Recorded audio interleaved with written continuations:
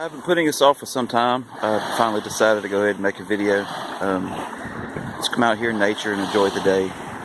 Hello to everyone who's out there who took the time to watch this. Just a little story about myself, where I've been in the last 10, 11 years and where I'm at today, and how the Mandela effect relates to that. So I guess around 11 years ago, I started a quest for the truth. For me personally, I was a Southern Baptist minister at the time. I grew up very strict doctrine, Southern Baptist house family. They still pretty much believe the same thing. But for me personally, the more I study the Bible, the more things just kind of confuse me. And eventually I just told myself at the time that it just wasn't for me personally. I couldn't understand a lot of the things, and I had a kind of a question that came up for myself that couldn't be answered. So, I mean, it's not really relevant. Just know that I walked away from it. I'm not saying anything negative about Christianity at all. My family's still very much part of it. I still go to church with them, sometimes. So I'm not against it by any means. This is just my own personal choice. So about that time, I just started looking at other religions to begin with, and eventually found myself just pretty much believing that there was no God and I was an atheist. As time went by, I kind of changed my ideas on things more as I studied science and quantum mechanics, and I came across the double slit experiment. In a few books that I read, I started having the idea that we live in some type of simulated reality. And as time went by, it just seemed more and more to me as I watched the video with Dr. James Gates saying that binary code is basically what makes up our cosmos, and as things went on, and then I discovered the Mandela effect, and I was like, okay, a lot of the effects do not relate to me, or they do, and I pass them off because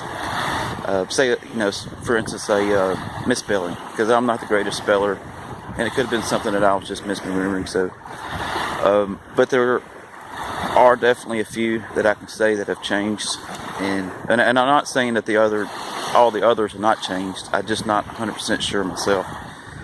But there are those certain few that I know have changed. So with that, or realizing it, and just accepting the effect for what it was, I just really accepted also that we live in a simulation, and there's no way around it. For me personally, I mean, when you watch the double slit experiment and you put all the pieces together, me personally, I don't see how I could come to any other conclusion. Hopefully the wind doesn't affect this video too much. It's starting to pick up just a hair. Hopefully it won't be too bad. But over time, I really started to understand that the most important thing to focus on is unconditional love. Not just unconditional love, but becoming unconditional love. Not in the pacifist way, that I would just let anybody harm me or whatever. I mean in a way that, if you see your fellow man on the side of the road, or woman, or whoever it may be, and they need help, stop and help them. Or just a million little examples, holding the door for somebody, and that can go deeper than that. Looking at the world the way it is, just having somewhat of a sadness, keeping an optimistic view of things, but being overall, I guess, having empathy for people, and just giving people the benefit of the doubt, and just trying to help us move along to a better place. And I felt that so strongly as time has gone on recently, and I think it's so very important. And also, with this being a simulation, I don't think it's any other or any different than a video game. I mean, I really don't. It's a very intricate video game. It doesn't make it any less real. It just, now I feel like I'm learning how to play the game. We create our reality by our intentions, and over the past few months I've really started to practice that. Also coming to understand that fear it's the opposite of love. I mean, if you think about it, fear is what destroys everything. You know, fear of one country to the other, fear of one country having more power than the other, and then you have wars on top of wars, and it's just so frustrating when you see that. When you look at love in another aspect, think of all the beautiful things we have. Think of beautiful works of art, music, culinary arts, even things, scientific things. You know, you had to have people who had a love for a certain subject to go deeper into that. You know, without their love for that, and you know, and also talent, you know, goes with that. But without a scientist's love to wanting to learn something, you know, we wouldn't even have the technology that we have now. We wouldn't have the paintings that we have. It would just change everything. So I need to think. I think, or I know that we need to go to a place that's more filled with love. I mean, I feel that 100% that that's important. And we create it with our intentions. What I mean by that is,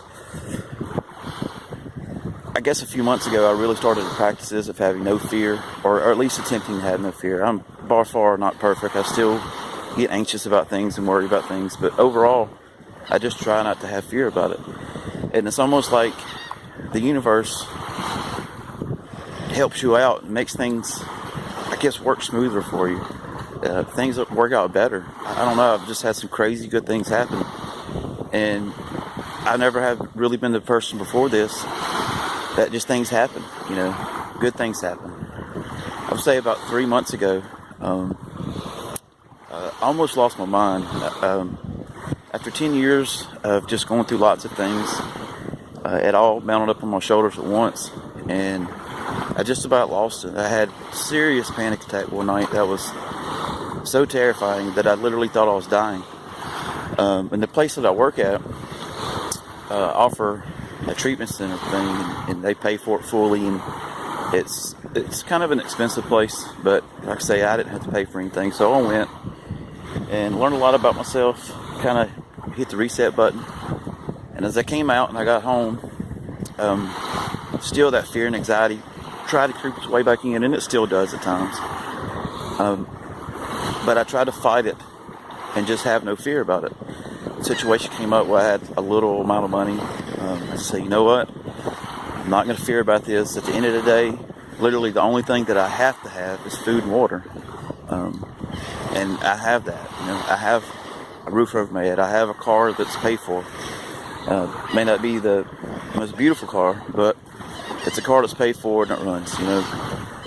So I started being more optimistic about it. And from day to day, it amazed me that I always had a way and came up with a little amount of money that I wasn't expecting. And my faith, I guess, in that just started growing. That I just had to have no fear. And it was like the universe started rewarding me for it. Started seeing it, and I'd seen synchronicities before, but I see so many now, it's crazy. And now to the point that I got back to work, didn't realize I was getting a company-wide raise. We got a raise, and for some reason, and I don't question it, I just accept it and grateful. My checks weekly or more. My bills are paid. And, you know, before this happened, I was almost 3 months behind. And I can't tell you exactly what happened for me to be able to catch up the way I did, but everything just worked out perfectly.